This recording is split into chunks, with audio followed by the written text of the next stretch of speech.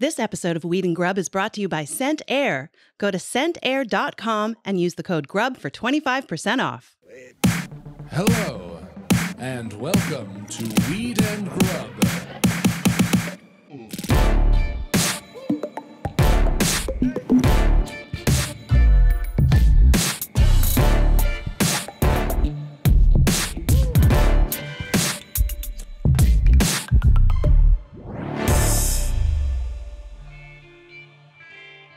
How's it going, Mike?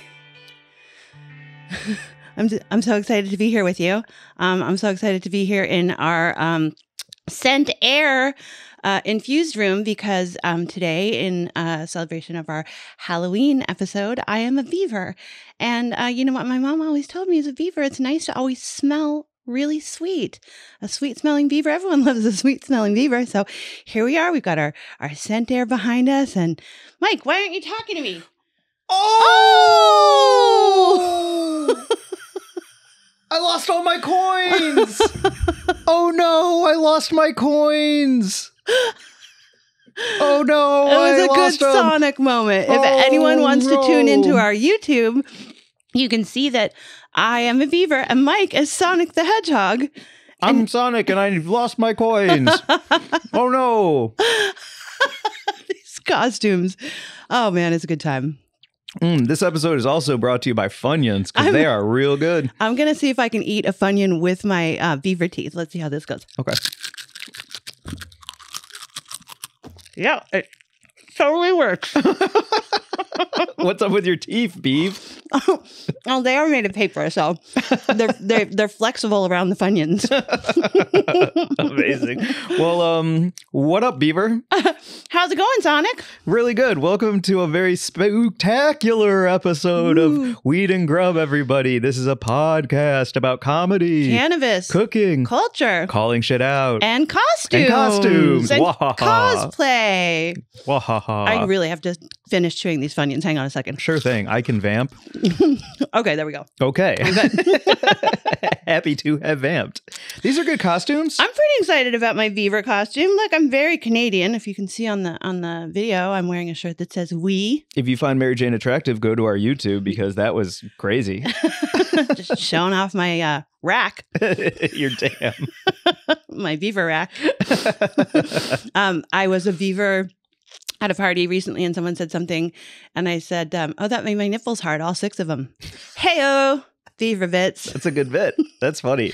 I got beaver jokes for days. Oh, man. How about you? How you feeling in Sonic? Was this a favorite of yours? This is great. This is a lot of fun. I'm having a good time. Yeah. It's also very hot. Yes. So as this episode goes on, I may be disrobing and be turning back into Mike. And if you find Mike attractive, tune in to watch him take off his clothes on air. Can you hear my teeth? Yeah, I can. I might have to take them out. Because, yeah, it's a lot. It's a lot. What are some of your favorite costumes of all time? Besides that, well, wait. Let me back up. Okay. And say, Slow I your bought roll. this on Amazon with 1-day shipping from some warehouse probably next door to me. Right. You Yes. built your costume. I sure did. Here, I got to stand up and so people can see my tail because I'm very proud of it. Okay, here we go. Okay. I made my tail out of brown vinyl and attached it to a belt. I'm wearing a fur hat. For those of you who are just listening, I'll describe my whole outfit for you. I'm wearing a fur hat that the studio dog Noodles just tried to eat. That was very funny. My teeth are made of paper. And I'm wearing a very sweaty brown velour tracksuit that I also bought on Amazon with 1-day shipping that I feel is kind of like, it reminds me of what the gangsters in Barry wear. You know what I mean? Like the... Oh, yeah. The like Adidas tracksuit of Northern Hollywood. Exactly. Absolutely. So I feel kind of like a gangster beaver. Oh, yeah? Yeah. You know, full bush. Oh, nice. All day. This beaver does not wax. No? She's a full fur beaver. I gotta take these teeth out. Okay. I can't do that for too much longer. Sorry, everyone. Thanks for playing along. But favorite costumes, I don't know. I mean, you've had so many good ones. We were just talking about some of your because you started as a little guy. I'll dress up until I'm dead. Yeah. I'm not too cool for that. I love dressing up for Halloween. Yeah. I really do. It's so fun. I am taking this off slowly, Yes. but it is so fun. Well, you sent me a couple pics. Well, yes, I wanted to share I was very proud of this jellyfish costume that I made back in my Burning Man raver days. I made it with EL wire, electroluminescent wire, and I wired the inside of an umbrella, and I made all these like dangly pieces that came down, and it was like the first time I went to Electric Daisy. Mm-hmm. And everyone was holding up those signs with like, you know how everyone gets to the front of the stage and they all have like the signs so you know where your friends are, and they hold them up and they're like, they light up and stuff. I didn't know that, but I'm so glad that exists. Yeah. I was like, oh, If I'm on drugs and I can't find you, that's a bad feeling. This jellyfish costume was the fucking greatest because everyone could see me on the rave floor all night because it was this giant jellyfish held aloft, and then people would take it from me and they would pass it around, and then people would just like follow the jellyfish and get under it while they were tripping, and I was proud of it. Magical. It was cool. And then I could just like look cute under it, you know, which is the best part of a costume like that, where you can just like hand it to someone and then the costume still exists and you can just go to the bathroom. Yes. So you nice. know, because going to the bathroom is a key part of Halloween costume design for me. Oh, are you teeing me up for my recent story? That Maybe. is mortifying. Oh, we can get to it later. Okay. Well, it is my scariest Halloween story. Oh, yes. We're going to tell scary Halloween stories later on. That's right. So that's a little bit of a foreshadowing to my scariest spooky tale of all time. So the jellyfish I loved. And then I think we have a picture of when we met Jim Belushi and I was dressed as a caterpillar in a sleeping bag.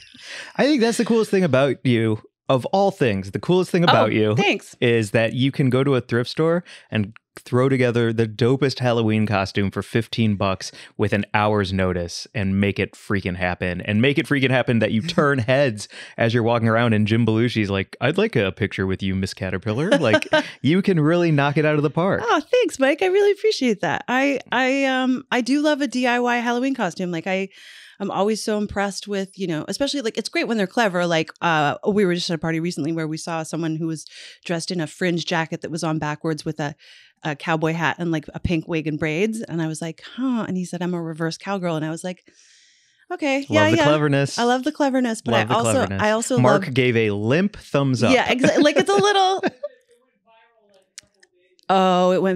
Oh, he was a copycat. Okay, I see. Well, it was still. I just like the DIY nature, and I'm almost always a creature of some kind. Like I like seeing, like you're almost always something that's dead, like a terrifying something. I want to be covered. When in like third grade, when we had to go around the classroom, I was in Mrs. Cruel's classroom. No way. That's her real name, Cruel with a K. Wow. And was she nice? You know what? We never gave her a fair shake. Yeah. As third graders who when you look and you're like, whose class am I in? Who's in my class? Are my friends in my class? And you have Mrs. Cruel. It doesn't even matter if she's good or bad. It sounds like a Roald Dahl character. Like you're just 100%. Never going to give her a chance. Also, she had a short, tight haircut like mine. And she was, to me, ancient, which probably means in her 40s when you're in third grade, you know? And so like everything about her was like Nurse Ratched, even though for all I know, she was a very sweet woman, but I couldn't tell you otherwise. You're just wired to hate her. Yeah. Wired to hate her. So we were in Mrs. Cruel's class and we had to go around and everybody was like, what do you want to be when you grow up? And so everyone was like, astronaut, president, princess. And I said, movie special effects artist. And ever since then, I've just wanted to be covered in blood, covered in burns, do my own scars. I love it, love it, love it so fucking much. We went to that party a couple years ago. Well, I guess it must have been pre-pandemic, where you paid a makeup artist to come to your house and do like you'd gotten beaten up real bad in a fight. Mike Tyson's Punch Out. I played Mac facing Mike Tyson. Yeah. And gave me a big black eye and cuts on my nose, and I wore a bright pink hoodie. This is my second year in a row being a video game character then. Hey-o. Hey. Nice. Oh, I like that. That's fun. Do we have pictures of you as, here's little Mike looking devilish, holding a, did you carve that yourself? I carved that pumpkin myself. Great job. It's pretty spooky. As you can see, the nose is a triangle, which I think is menacing. Yep. And then the next picture is me as a kid modeling. How about that? I just might have when you said send 2 pictures, I might have sent 6. You also, can I just say, in this photograph, you should have had a modeling career as a child. You definitely could have been a model kid in the 80s for like, you know, look at you sitting on that, what is it, a haystack? Haystack with a couple pumpkins. Looking I'll tell you what, cute. did I tell you how careful, Mary Jane, I'm a werewolf. Oh no. I loved, man, I was never allowed to see scary movies growing up, but when you're not allowed to do the things that you want to do. And so I would hide those pajamas, those werewolf pajamas, glow in the dark. Oh my God. I would just sit in my mom's closet for hours until she would come upstairs, and then I would scare her, and I would scare her so badly, like the shrieks were real. And now, like, I've just transitioned those shrieks of terror into laughter. And as long as I'm getting you to yell out loud uncontrollably, I'm a happy guy, I guess. You doing closet comedy now? I'm doing closet comedy. I will be in your closet. I will stand there forever. And when you open it, I'll just say... You'll make me laugh? Yeah, I'll say, knock, knock. And I'll stab you to death.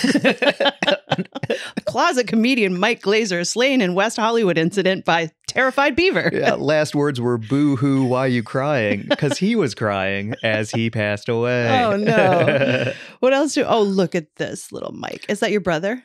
No, that's Cookie Monster. Oh, okay. Who is it, though? Is it a Cookie person? Monster. Okay. And you're also a werewolf again. I'm a werewolf again. Again, I only brought this up. I'd like everyone out there listening to, one, send us your Halloween pics. Let's put them on our IG story, whether they're from ago or from today. Like, I want to see your Halloween costumes. We'll tag you. We'll put them up. Also, if you have any childhood costumes where your mom wouldn't put the makeup close to your eyes because she was afraid that she would blind you, I would also like to see those, because look at the fucking... It looks like I'm wearing sunglasses. The amount of negative space in there. From concerned parents who don't want to deal with, pink eye. Like, you actually have, did you rub your eye right now? Yeah, there's Funyuns in my left eye. Funyuns in your eye. Yeah. When my rings went everywhere, some of the ring went in my eye. You got a Funyun in your eye. Hazard of the trade. Yeah. I'm going to... Blinded by a Funyun on a podcast. This is why we play the game. This is why we're one of the best podcasts in the country, That's if not right. the world. Bert Kreischer, we're coming for you. Play hurt. Play serious. And then... Oh... And These are great. Oh, wait, where's the one that I wanted to show you? Oh, I don't know. Did it not send? Uh-oh. It didn't send. Damn, you just have to tell me about it. Full leather mask with a zipper mouth. Full leather cross, like a bandolier, like full leather cross with a steel ring in the middle of my chest. Mm-hmm. Tiny, tiny booty leather boots. Mm-hmm. High Rick Owens style leather boots. Mm-hmm. So, wait, leather boots, booty shorts, bandolier leather top, and a mask with a zipper. There's some people who are very into you who are sweating right now. Oh, really? Yeah. It was a hot one. Yeah. Literally and figuratively. Were you the gimp? It was actually, I was the t-shirt guy for Late Late Show. And they would say during warm up, and who wants a t-shirt? And then as the gimp, I would run out and throw t-shirts into the crowd. And then I just kept it and wore it for Halloween. So you were in that outfit on late night television for all of America to see? I don't know. Fantastic. If it made the cut onto TV, great. If not, I have the video somewhere for somebody to hack in and blackmail me eventually. Weren't you also Left Shark at some point? I've been Left Shark. I was a bear with Sean Hayes. Wow. I was a gimp. I contain multitudes, Mary Jane. I'm not just a crabby stoner. Man, when you write your memoir, there's going to be some good fucking moments where you can call up Sean Hayes and be like, can you blurb the back of my book? I don't know if you remember me, but one time I was inside a bear costume. I bet he would do it. Yeah. Yeah. I absolutely. did make a mistake with Sean Hayes' assistant that I'll own up to here. Sean Hayes was pivoting to, I think he had sold a TV show after he was hosting Late Late Show. And I wrote to his assistant and was like, hey, we all had such a great time together while you were hosting. Would love to, my job is ending here at the Late Late Show. Would love to be involved over there. And he was like, yeah, totally. Would you want to be an assistant? And I was like, writer's assistant. I want to be in the writer's room. And he's like, oh, I could connect you as an assistant and you could help me. And then maybe connect you with some of the other names that Sean's friends with. And you could go the assistant route. And I was like, no, I only want to be in the writer's room, but thanks. Humbling. Did I get an email back after that? No, you did not. No. All I had to say was yes. Yep. Yo, for real talk, I know this is a spooky episode, but you know what the spookiest thing is? Your own mind. Yeah, when your regret. when your fucking ego gets in the way and then you make the wrong move and then you just fuck. Yeah. Regret, and then that just festers and then that turns into resentment, and resentment is the number one offender, which I have learned. Such an interesting saying. Yeah. And and then you're just walking around, you're the scariest thing on earth. It's for real. Ooh, Yeah, wow. don't overcomplicate things when somebody says they're willing to help you. Don't then say, time to play hardball. Yeah, God. Well, I do like stupid shit, man. that you shared that story because it is a lesson learned, a fucking hard lesson. Yeah. And learned, it sounds like. Oh, yeah. Yeah. Well, We'll see what happens We'll see next what time. happens, yeah. Can I share one of the best costumes before we move on from our costume stuff? Although just go to the YouTube and look at us. We look amazing in our costumes here. One of the best costumes I ever saw was my ex-boyfriend went to the New York City Halloween parade, which is the biggest, coolest event with, everyone comes out for it. And he went as an Elmo hunter. He built this whole costume with a big red fur coat and big red fur boots. And then he had Elmo heads as a big, huge necklace around his shoulders. And then he had a spear and he did his face up to look like a terrifying hunter. And he had one of those safari hunter hats. And the children were not okay. It was so upsetting. And then he was upset because he's a good guy. And he was like, I thought it would be a really cool, funny costume. And yeah, kind of dark and fucked up, but I didn't expect to legitimately make children scream and run into their mom's legs and hide. It was great. That's an awesome costume. It was an awesome costume. Heck yes. Yeah, it was real good. Dang, Elmo Hunter's pretty dope. It was great. And then another time, my friend Jason went as Charlie Sheen, and this is pre-Tiger Blood, and he just was like, Charlie Sheen's just unhinged. I'm just going to go as an unhinged person. He had bags of flour that he was quote unquote blowing rails from all night. And the best part was he had stacks of fake $100 bills, and he was just stuffing them in people's bras all night. And my friend Natasha, the next day, she woke up and she was like, Jason, I had $100 bill stuck to my lower back. How did you do that? He was just being the most disgusting lunatic. And then there was a costume where the three of us all went together. Jason, Scott, and I, we went as Siegfried and Roy and the tiger that bit, whichever one it was that got bit. I think it was Siegfried. And the tiger was Manticore. And so I was the tiger. I wore a sexy little tiger suit and I did my face up like a white tiger with blood coming down. And then Scott was the one who got bitten. So he had all the blood and he was wearing this Jacqueline Smith pirate shirt. And then Jason was the one who didn't get bit. So he was just wearing this pirate shirt and pants. And when we weren't with him, everyone was like, are you the puffy shirt guy from Seinfeld? Or he was like, no, I'm a part of this. Get over here. And then he was like, you guys have to hang out with me all night. I'm not getting any action. Everyone just thinks I look like a fucking, I don't even know. Not cool. That's very funny. So those are some of my favorite That's very funny. Thank you for playing along and listening to. It's a perfect third wheel costume. Yeah. Yeah. It totally didn't make sense unless both of us were there. Yeah. That's a perfect third wheel Did not think it through. I wish I had pictures of those. I got to dig them up. I'll share them next week. Okay, cool. But you won't. But okay, cool. Yeah, well, I'm never going to follow up. Is this a good place to talk about me being accused of not following up on things or not being on time because of weed? Sure. Because, well, yes, but that's also bullshit. Yeah, You've gotten so much better at being on time. Thank you. We've had real conversations about it where I'm like, hey, not cool. And you're like, okay. And then you're on time. Because I get scolded. Yeah. Well, and also when we interviewed Roxanne Gay, I can't remember if she said it on the podcast or if I just heard her say it somewhere else, but I look up to her so much. And she said 5 minutes early is on time. Yeah. And I was like, if Roxanne Gay says that, I gotta pay attention. 100%. But I did have a moment because we were talking about this before coming on the pod about stoner tropes and stereotypes. And one of the things is not being on time. Almost everyone I know in cannabis is super on time and super productive. I had a time where I was on a panel in New York City with a comic who shall remain nameless, who was organizing the panel. And she told me to show up at 12:30. And so I showed up at 12:15 and the panel had started at 12. And as I walked in the door, she was like, oh, hello, it's Mary Jane from High Times. Of course, late. And everyone turned around and looked at me and I was like, bitch, I have the email that says 12:30. And she wouldn't let me live it down. And it was just, anyway. That's such a... we have beef now. You should have beef. She all she had to do was say sorry. Yeah. Also, that's such a hack premise these days. Oh, you smoke weed, so you're late.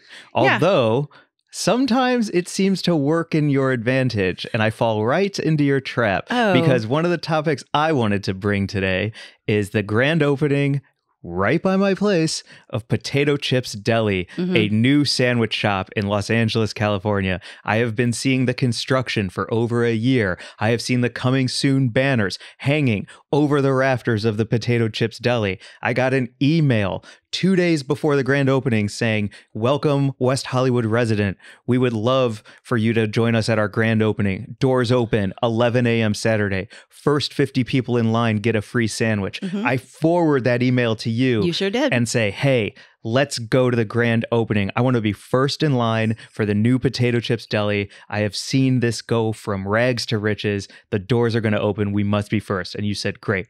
I got there at 10:30 a.m. Yo, you got there. You said I'm going to be there. Yeah, you were first. There's a picture of you first. I'm fighting off old women and old men left and right who got grumbly that I got there before them. You got there. I know you got, because we'd said we were going to meet there at 10:30, and you, I think, got there at 10:25, and then you texted me that you had coffee for me. It was very impressive. I woke up at 8:30. You think I'm playing around? Okay. I almost camped out. Yeah, truly. I almost camped out like You it was were a first. PlayStation 5 at Best Buy, but instead it was a roast beef with horseradish mayonnaise. Free sandwich. Free First. sandwich first. I get there. You show up at 10:40 with Archie. That's right. Archie Moo and I strolled up. Strolled on up. We take another picture of you and I together, first and second. And Archie, or first together. Or first together. Well, this is where it gets tricky. You showed up late. I gave you a coffee. There's a line around the block behind us. At this point, yes, people are starting to show up. There's a murmur. There's an energy in the crowd. That's right. You People can feel know it. Free sandwiches. 10:59 and 90 and 59 seconds. Ding. It hits 11 a.m. Right. They open the door. They open the doors. It's on our YouTube. And there's Mary Jane going in first. There she is going in first, ahead of me, straight to the front of the line. And saying, I ordered the first and sandwich. You ordered the first freaking sandwich at the new potato chips deli. I didn't even think of it at the time as doing something wrong. And I am on air apologizing. I am so sorry. I truly didn't think about it. Mark, I know. Oh my God. I know. I'm so sorry. Mark's face, producer Mark. I feel terrible. And I truly didn't think about it until you mentioned it when we were talking about recording today. And I was like, oh my God. And I didn't even realize you wanted to be first. And you were like, I fucking lined up an hour before. And I was like, Jesus, the entitlement. So this is my lesson learned for just feeling like I was, fully entitled to just stroll up after you. You hand me a coffee and I walk in first? What's wrong with me? And the first thing you said is, what's the deal here? Yeah, I was like, and I was like, tell me how to order. And then I ordered delicious. I got a burrata sandwich with it was like burrata and fresh tomatoes and arugula, and it was super fucking yummy. The bread is really good. Yeah. And it was, but I'm so sorry, Mike. I'm so sorry. I truly didn't realize that was a thing. I don't line up for stuff. I think that's truly in my fucking psyche and my DNA. I don't wait in line for anything ever. I understand that completely. I just don't. I can think relate it was to that so much. reinforced by my very good friend Paula, who for years we would walk up to lines that would be like around the block for a club, and she'd just be like, she was fabulous. She was from Manchester and she had this amazing British accent, and she'd just walk up to the bouncer and she'd be like, come on. Like, and she'd just like have a great attitude about it, and he would always let us in. Yeah. I just never waited in line. Unbelievable. So I'm so sorry. What would you rate the sandwich? Oh, okay. Sandwich. Do you accept my apology though? I do accept your apology. I needed to hear that. I accept it. Okay. I am serious that I wanted to be first, but I am also ribbing you about how much I care. Okay. Because I think it's very fun to stand outside for a half hour and truly tell people, sorry, I'm first, who were like trying to meander. There was one dude. Yeah. I'm going to say his name on air, Derek, who he was looking in the window of the door, the glass door. He was looking through the window of the door. And I was like, I'm here first. And he goes, oh, sorry, I didn't see you there. And I was like, yes, you did. You're just pretending to like meander near the window so you can like slide in ahead of me. No. I'm fucking here, dog. That's a little old lady move too. Yeah, it absolutely I feel like little old is. ladies who, and I feel for the little old ladies, because once you get past a certain age as a woman in society, I think there's like legitimately people kind of do stop seeing you, and so like they use that to their advantage. They're sneak attack, and all of a sudden they're like standing in front of you in line at the Whole Foods. Especially mean Eastern European women, for sure. Yeah, they like get in front of you at like Macy's, and they're like, I just need a price check on 9 items before you check out, and you're like, well, what are you talking about? I just need to know how much this belt, this blouse, these pants, these socks, and this underwear is. And then when they do the price check, they're like, yeah, I'll get all of them, and then they're just like checking out ahead of you in this sneaky fashion. It's so fucking sneaky. I had a guy walk up right in front of me. I don't want to get on that, but but Mark is right. Because of your late arrival, first entrance, somebody who would have been 50 got bumped to 51 and didn't get that free sandwich. That's on them. They could have lined up at 10:15. I was there at 10:40. I stand by Mary Jane on that one. Yeah, and people are allowed to hold you a place in line. 100%. I actually hired a line waiter at one point because there was a cool thing going on in Central Park. There was this like balloon ride, and I wanted to give it to someone for their birthday, but I didn't want to wait in line. And so I hired someone to wait in line and then brought my friend up to that person and paid that person. And then they took the spot in line. How much did you pay them? I think I paid them like $100. I'll take that. You know, it was like an all day, like it was a very long wait. I believe it was $20 an hour was what they asked. Okay, so I think they waited 5 hours. I'll take a 20. Yeah, just to stand in line, read a book, listen to a pod, smoke a joint, chill. Yeah. Right? You want to Venmo me or like what's the? Yeah, it's cash only. Cash only? Cash and weed. Okay. Well, I have weed. I'll take it. Yeah. I'll take an apology and a 20. I'm very sorry. I'm just kidding. I really am. The sandwiches were really good. Thank you so much for waiting in line and getting me that great sandwich. I would rate that sandwich. Honestly, it's the best sandwich I've had in recent memory in LA. There's one sandwich that I had at a spot that was like a crispy fish sandwich that still is number one in my head and heart at Highly Likely Cafe, if anyone is down in that part of town. But this spot, the deli shop, deli sandwich, what's it called? Potato sandwich deli? Potato chip deli. Yeah. What a weird name. Yeah. I don't know. But shout them out. I got the roast beef, horseradish mayonnaise, arugula, white cheddar. Great sandwich. Also, I don't know if it's an LA thing. I would love for people to chime in. How much is a sandwich where you live? Oh, Can we talk about that for a minute? So I liked this price point because this was a big fat Sammy and all of the sandwiches that I could see on the menu were around 14, which I thought was pretty reasonable, especially given how much everything fucking costs nowadays. I know, but is 14 reasonable for a sandwich? I mean, it's so much money. It's so much money. But I think it has to be that much to cover their costs and be good. I think so because I was talking to somebody not only about weed, but I watched a YouTube video about dollar slice pizza inflation in New York. Oh yeah, to $1.50. Wild. And while it doesn't seem like a big deal, it's a big deal because of tradition. It's a big deal because of like affordable slices for a walking in New York thing. But they all said like once the pandemic hit and once what's it called, the chain of supply chain. All of that racketed up, and so now everything is 400 times more expensive, and that falls on us as the consumer. So like a $15 roast beef sandwich, no chips, no drink, would have been unheard of, I think, even like 5, maybe 8 years ago. Yeah, something like that. You know, it's crazy. And now, like, I mean, I feel like more often than not, when you go to a place like Gigiata or any of the other like gourmet sandwich shops, Slugways, they're gonna be like $17-18 maybe even. Yeah, absolutely. It's a little crazy. Yeah. How much are you paying for a sandwich in your hometown? What's the most you would pay for a sandwich? Yes. What's the most you would pay for a sandwich? It depends on the sandwich. Truly. Yeah. I think at $17 it better make me nut. If I'm going to Kraft and having a Tom Colicchio steak sandwich, I'm gonna pay upwards of $25 for that Sammy. I feel you. You know? Yeah, but I know it's not a sandwich, but a burrito is like a sandwich that just isn't invited to the country club. And I think I went to Chipotle and I got a burrito for $10 and it was bad and it made my stomach hurt. It makes your butt hurt and too. I didn't feel good. And then I took a nap, but it was only $10. Yeah, well, that's what you get for $10. So, yeah, I don't know. But shout out to the crew. Congrats on your opening. Thank you so much for inviting us in. I'm so sorry I took the first spot. You're not even a West Hollywood resident. I know. God, I'm so sorry. It feels like I just 100% cheated. Who is the Canadian runner? Ben Johnson, I think, who's the cheat who ran against Carl Lewis back in the day. This is in the 80s when I was a kid. And he broke the world record for the 100-meter, whatever it's called, 100-meter dash. Yeah, you know, when you run 100 meters. Anyway, he was the fastest man on the planet. And then it was found out that he was using steroids. He was doping. And so he was a cheat. And then the medal actually went to Carl Lewis, who came in second, who was the American runner, the great American runner. Wow. So I just tried to beat Ben Johnson to your Carl Lewis in a way. It goes Lance Armstrong, Ben Johnson, Mary Jane Gibson. Just sliding in and taking something that wasn't theirs. Cheaters. Hilarious. Cheating Canadian Beaver. God damn it. Well, thank you for waking up early with me so that we could be the first at Potato Chips Deli. That was a lot of fun. I will always wake up early with you. The next topic is yours, but before we do, I wanted to shout out Scent Air, who is sponsoring this episode for a couple of reasons. One is you should go to scentair.com and use code GRUB for 25% off. Two, because in my place right now is my Scent Air machine.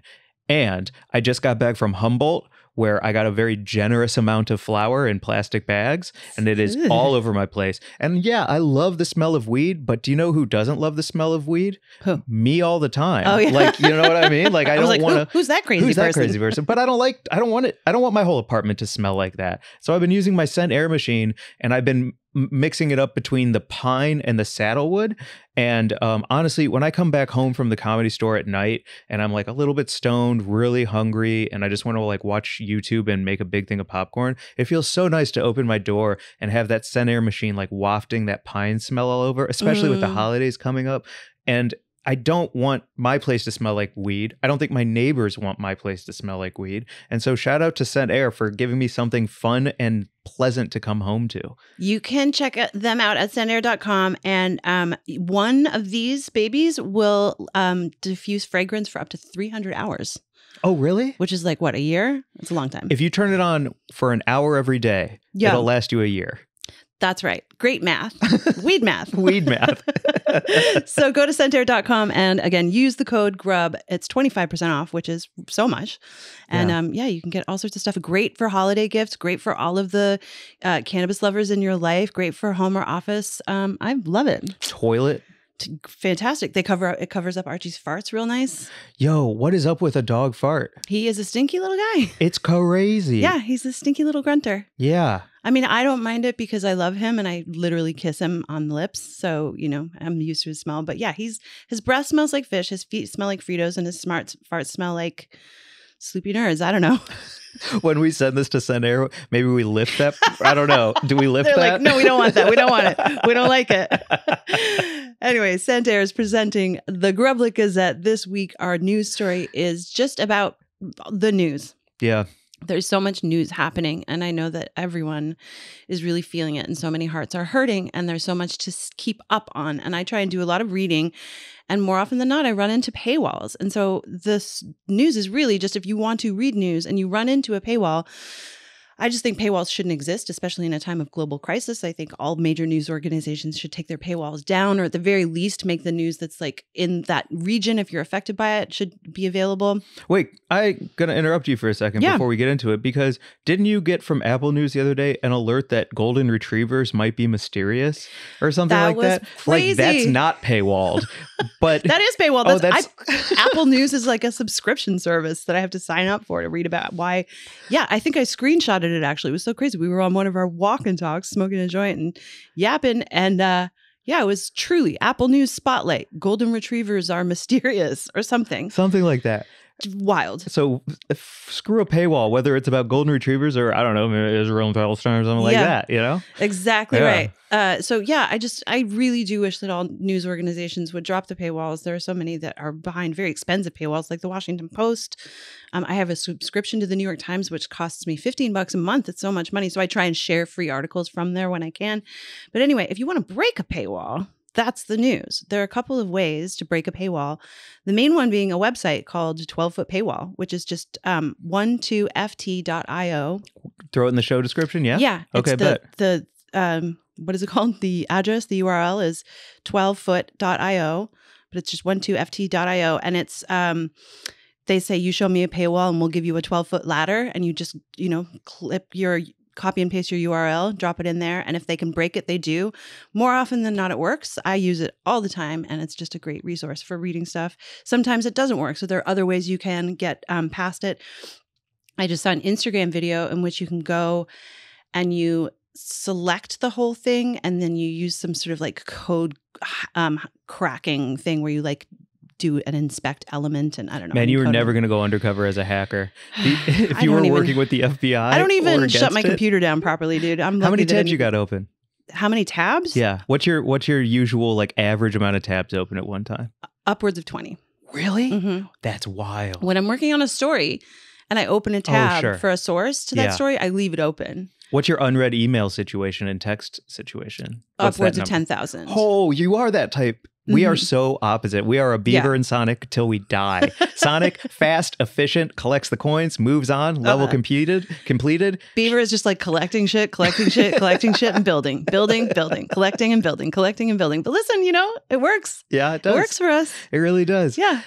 My paywall thing, I'd never really thought that deeply about it, but if knowledge is power, it truly is like a type of gatekeeping that I do have a problem with. If I think about it as like, oh, you can't afford to learn what's going on in the world. Well, yeah, it's really unfortunate, especially because when it comes to a lot of these major news organizations, those are the ones that are behind paywalls, and the shit that proliferates for free on, all of the fucking cesspools of the interwebs, that it just goes out because, you don't have to pay for it. So oh, that's interesting. The free articles are the propaganda more times than not, or at least the. Yeah, I'm sure there's a study where you can like actually look at the data of what's free and what's meaningful and what you have to pay for and what is legit and all that kind of stuff. But it is infuriating when you have to sign into a place and pay money to read about shit that you should definitely know about. Absolutely. Without paying for it. And disclaimer, I don't know what I'm talking about.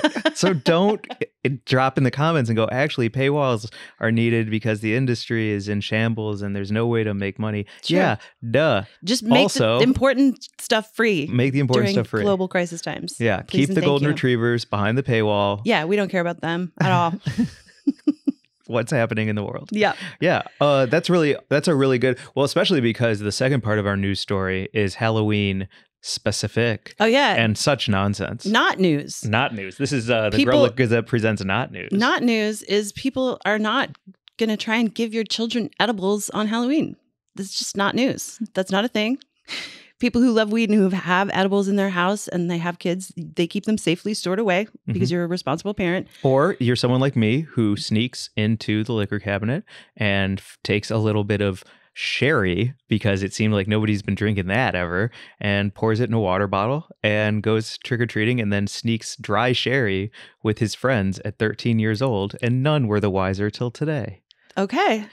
But that's if me your making parents that had action. edibles, you would have also stolen them. I would have taken those edibles, yeah. Okay. But I'm not giving edibles away to children. Nobody's I'm just giving stealing edibles. them as a kid myself.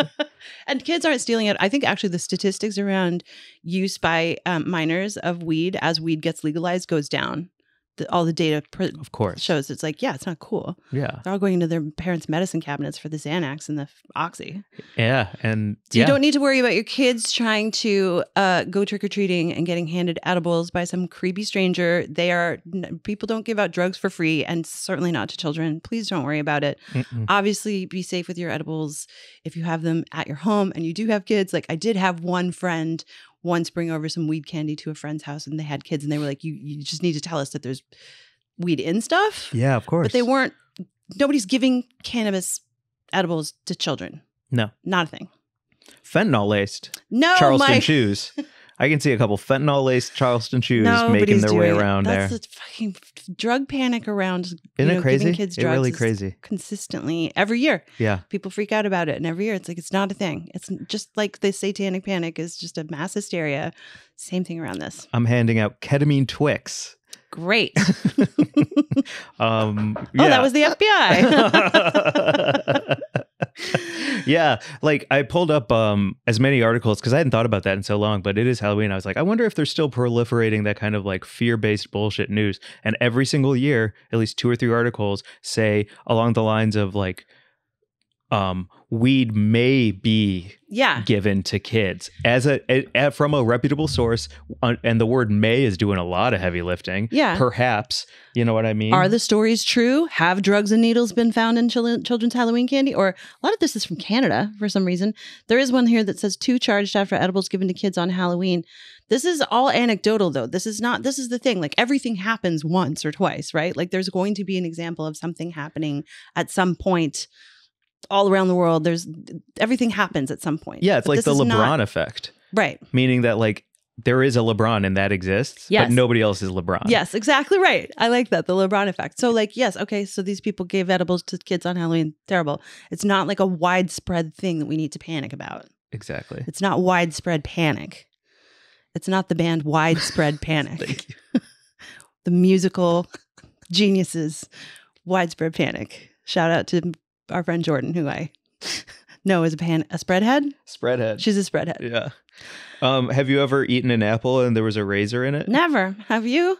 Nope. Okay. Have you ever had a pineapple that had a knife in it? Nope. Have you? Nope. You know what I have had? What? I bit into corn one time and there was a worm in there. Oh, gross. Mhm. Gross. Yeah, it was Gross. a grub, actually. I can't with that. I Yeah. know our name is Weed and Grub, but Mhm. honestly, maggots, crawly, anything inside something else, I can't deal You're with. anti-grub? Oh my God. I had to put my phone down the other day, and I never put my phone down because there was a TikTok of a turtle getting maggots removed from its head because no. it got a bot fly got into it, and they were pulling like mama maggots out of this fucking turtle's head. And I can't stop thinking about it. I'm saying it so it gets out of me. Ooh. I remember when I was a little kid, you know how you like smash acorns and eat them because they taste bitter and it's kind of fun? Mhm. No? I'm just saying yes to keep playing along, but Okay. no, I don't. But go on, please. Bit of a scientist. Uh-huh. And so we would smash acorns and eat them. And one time I smashed it and opened it, and there was a maggot or a grub in there, Wow. and it scared me so bad I screamed and threw it down and ran home. And I think that's when my maggot fear started. Yo, I think So- your maggot shit is connected to a past life. I think that you were like a Civil War soldier who got like some festering wound and you died with like maggots wriggling around in a Maybe open so. wound or something because you were so. It feels past. I'm not truly like Well, I don't really have believe in dreams past about lives, it. but I do have dreams also- about it. Yeah. And maybe it was in my legs because I have dreams about pulling maggots out of my legs. Yo. And that is a recurring dream, which tells me that it has a little bit more of a deeper meaning than just my subconscious floating around grabbing bits and pieces of whatever, you know? Every once in a while, I'll hear about something where I'm like, that actually really does feel like it's connected to a different lifetime. Mhm. And your maggot stuff feels that way for me. Well, this You is died in a previous life with maggots coming out of your wound. I can't with you. I can't with that. You know That's what so I gross. don't like? What? As far as worms go? Earworms. I'm mad about them. I have one right now, and I've had it for closing in on 48 hours Jesus. at this point. You're talking about like a song or some shit. Yeah. Fuck, man. I was like picturing a slug sliding out of your ear. Oh, yeah, those are terrible onto too. the ground. Yeah.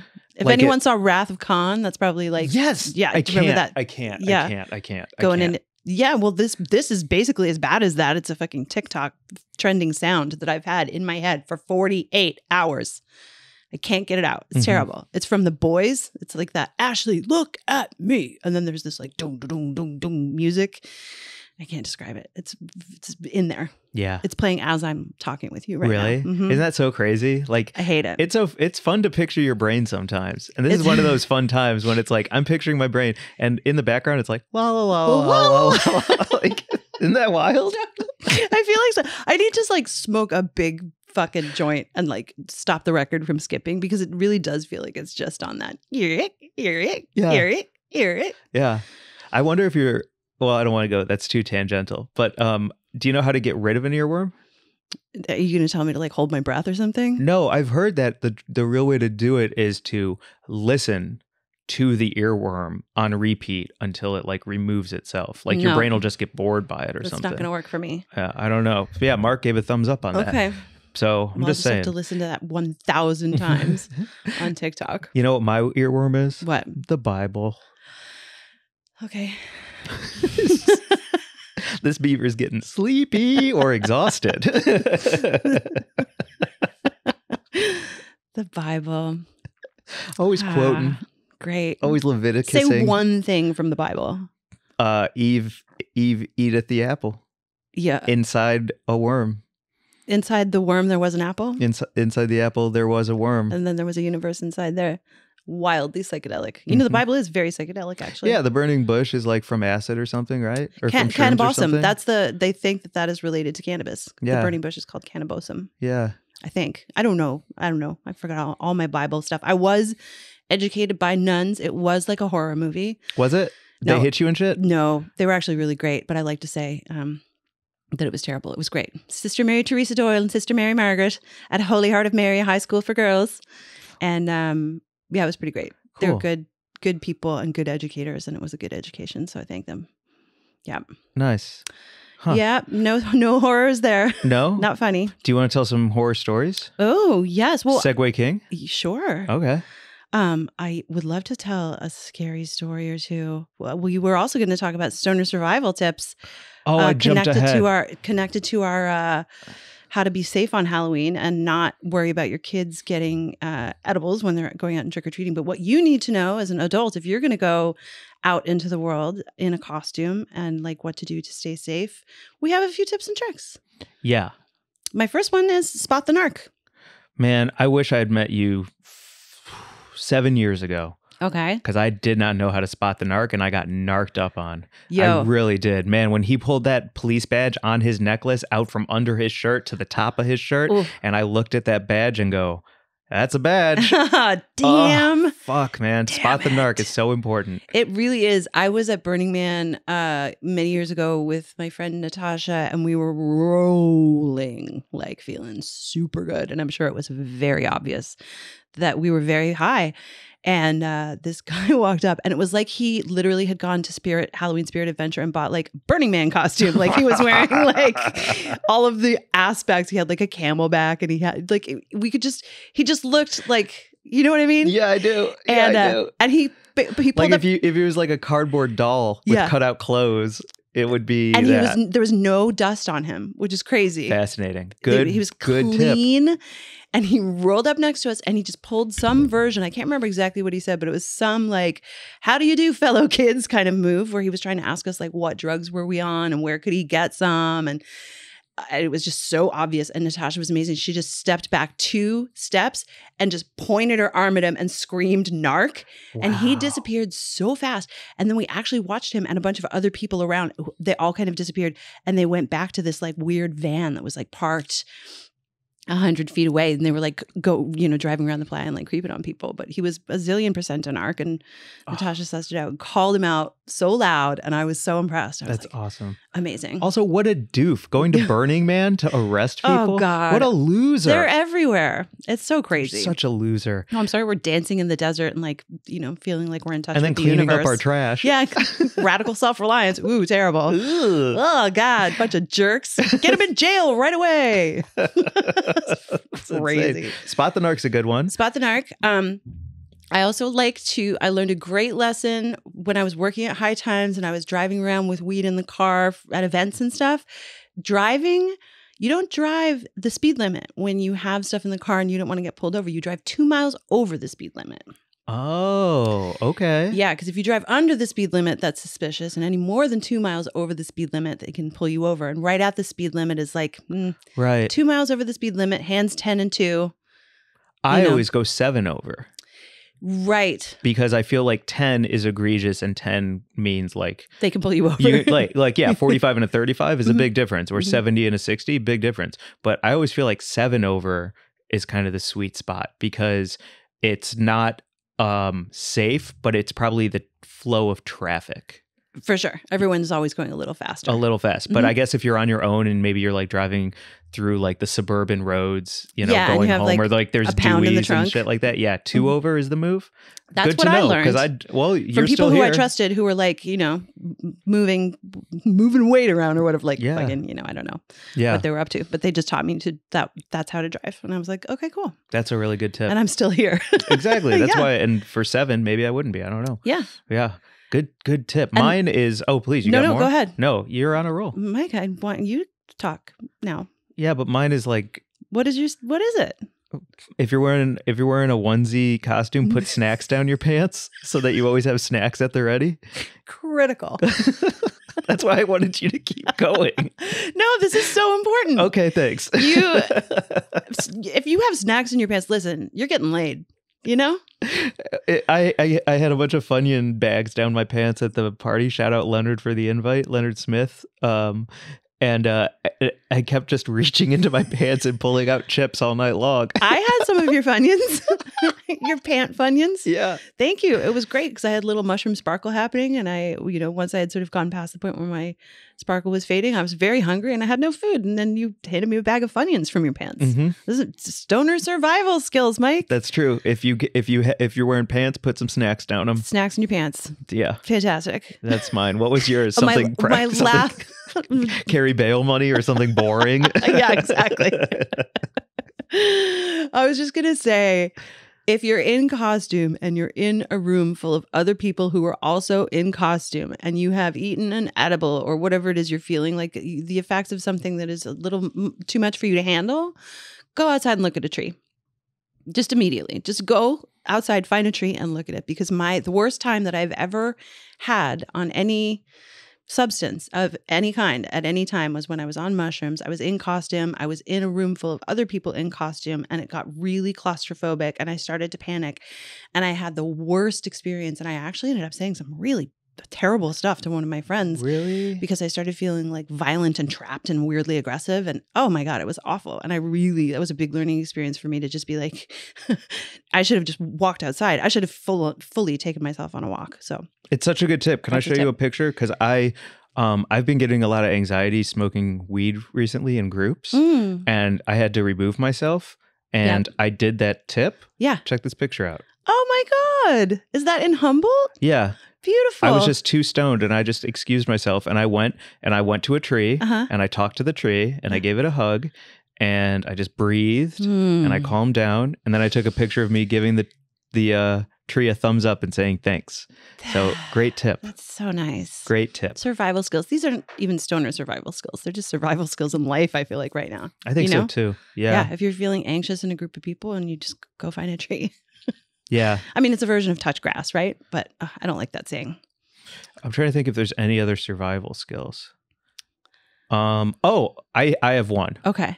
If you're going out on Halloween or Halloween weekend and you're turning up and you know you're going to take mushrooms or you're going to take acid or you're going to get drunk or you're going to get high or all six, then maybe order or make a big fat lasagna or a meal and have it in your fridge already ready for when you get home or when you wake up the next day feeling a little shell-shocked.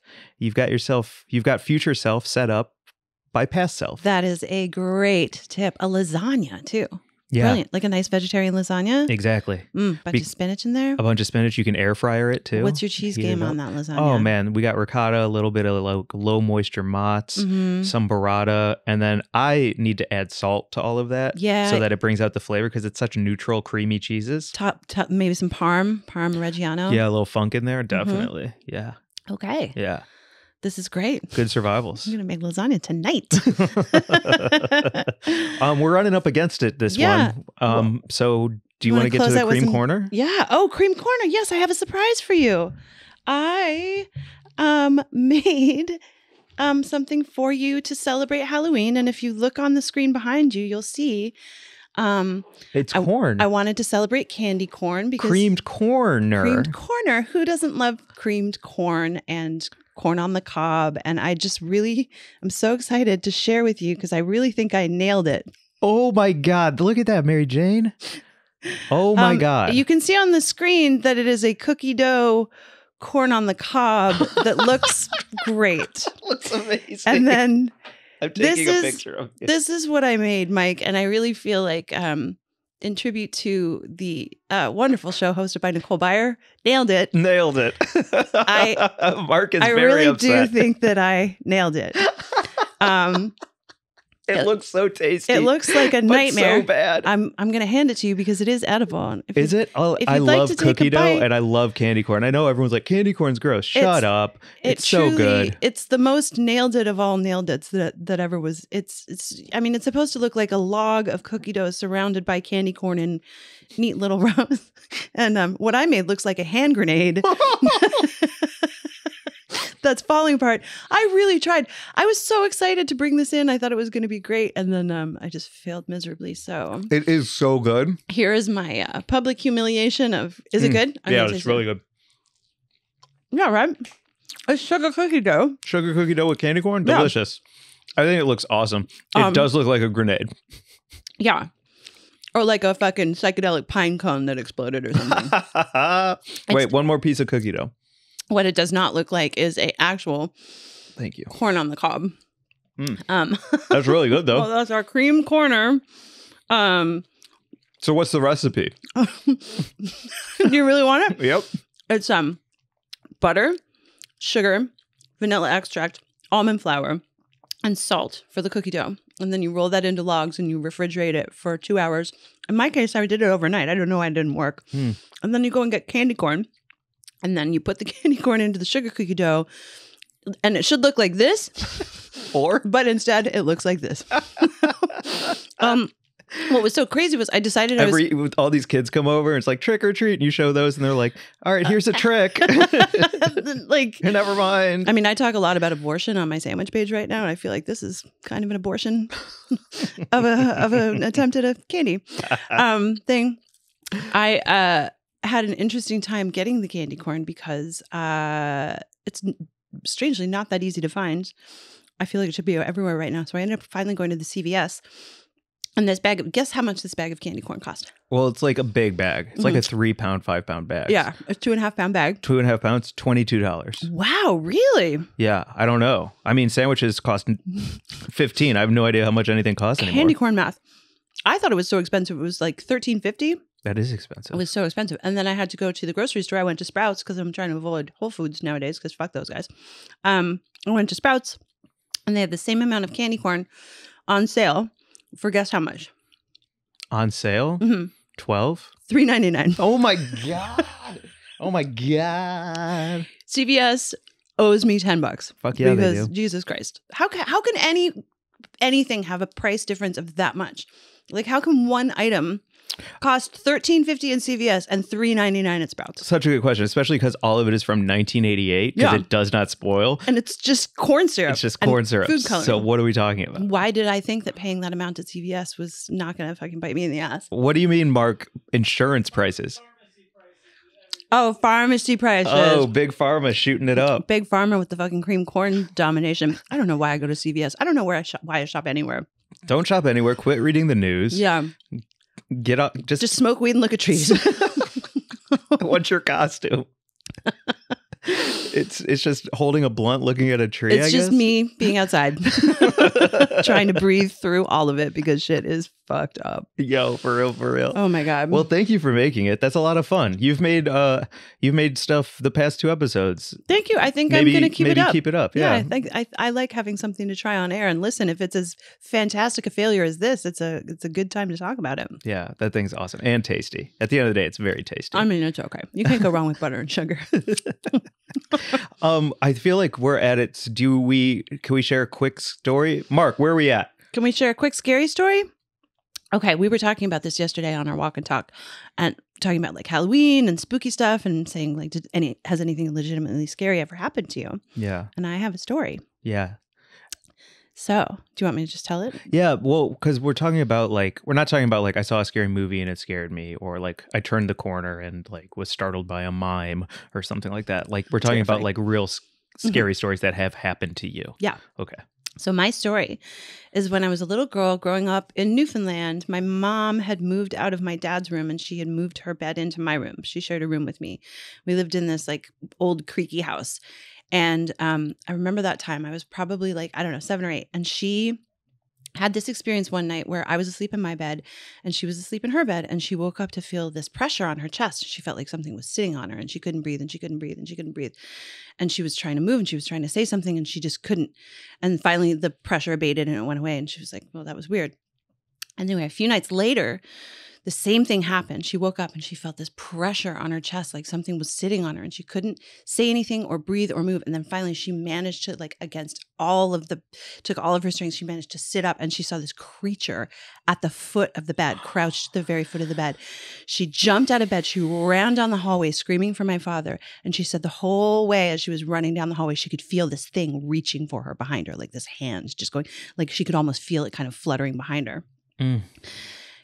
For some reason, I was told about this as a child. This made this huge impression on me. I was absolutely terrified. It was in my room. It had happened in my room. And a few nights later, I was lying in bed and I was just sort of just falling off to sleep. And all of a sudden, I felt my blanket start to get pulled and pulled and pulled from the foot of the bed. And so I lay in bed just like a little girl holding onto my blanket for dear life with my eyes squeezed shut because I knew if I opened them, I was going to see something. And the whole thing was just like pulling me down to the edge of the bed. And I managed to like keep on the bed, and then finally it let go. And I never saw anything, but I But it was remember that real. feeling. I remember that feeling. It was real. Wow. And it wasn't the family dog. Right. Yeah. Wow. Yeah.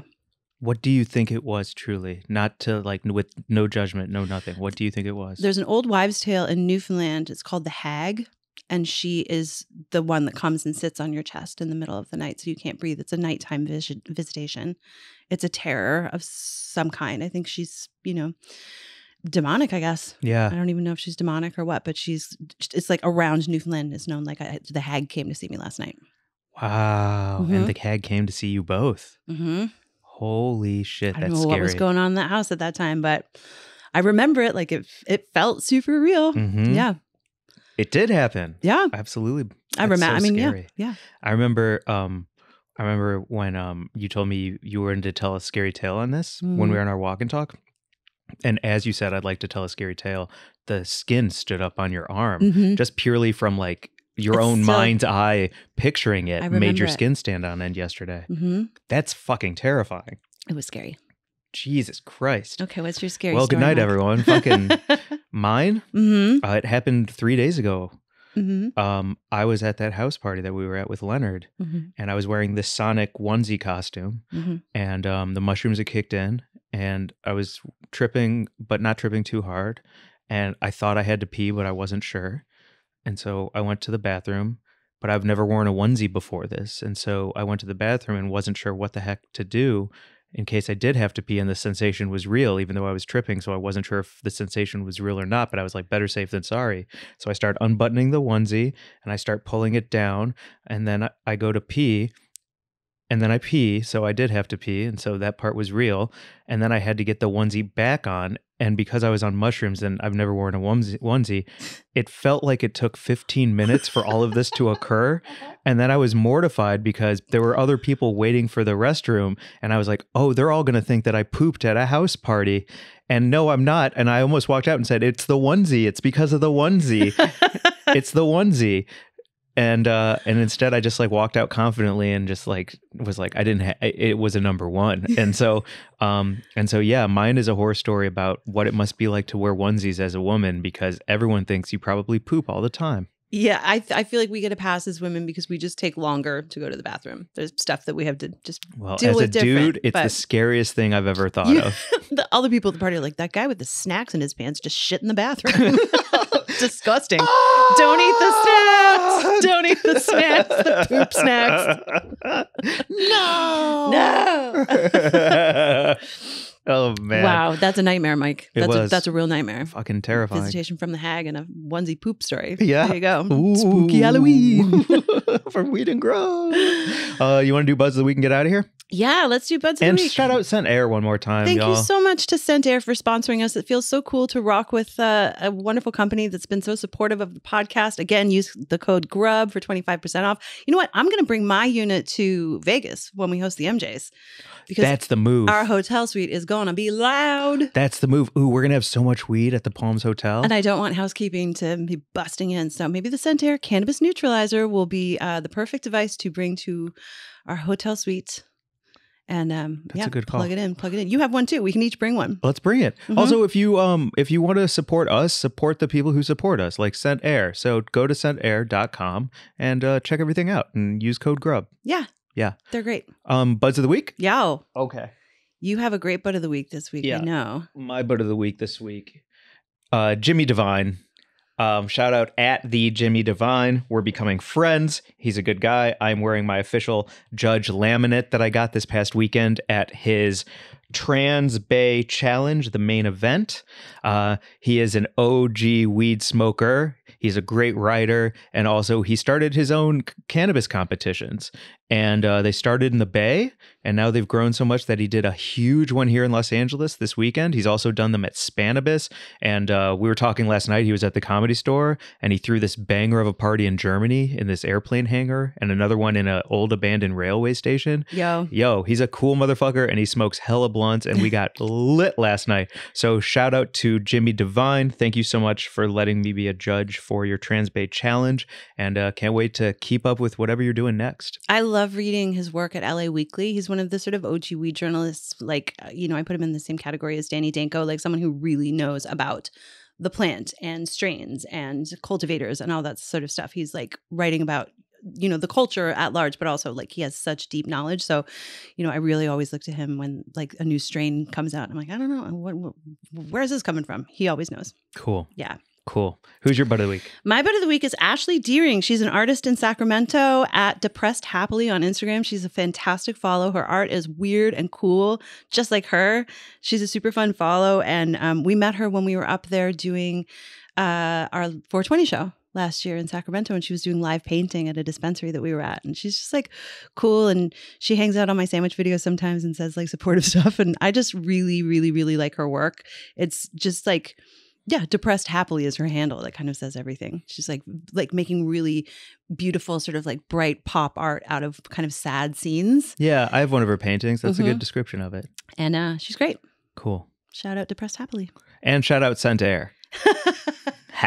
Use that code GRUB for 25% off. And listen, I'm going to do better next time. This candy corn grenade is now melted into a pile of I don't even know what. It's just goop. I'm sorry.